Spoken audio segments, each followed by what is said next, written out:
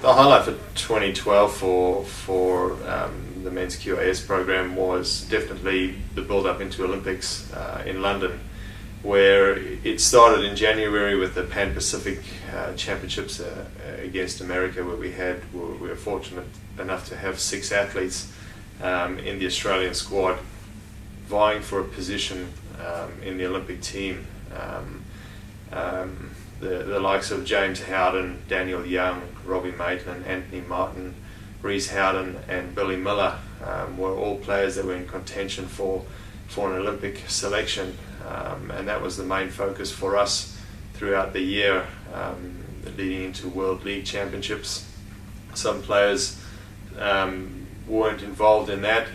and we were ultimately down to 4 players for the final selection of 13 into London,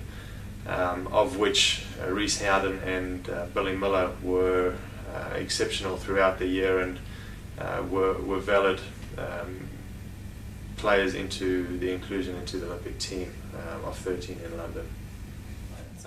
Look, Australia traditionally has been competitive in London, and the hopes were high this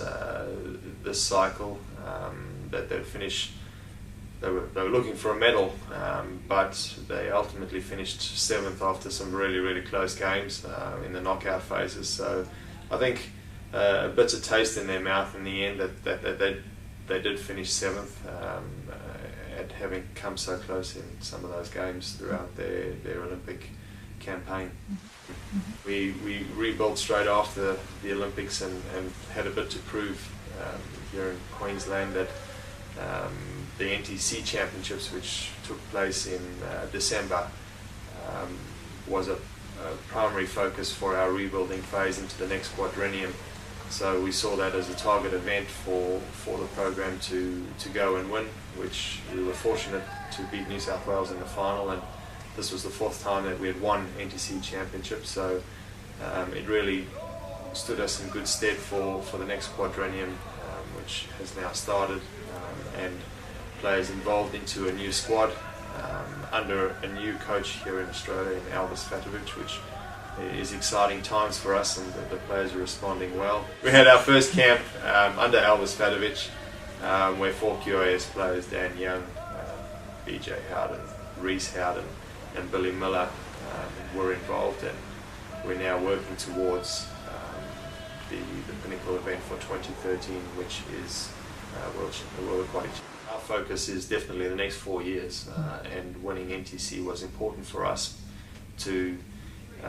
show the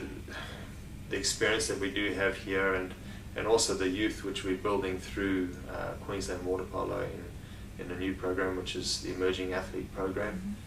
Quite exciting times for a lot of young athletes in generations born 94 to 98.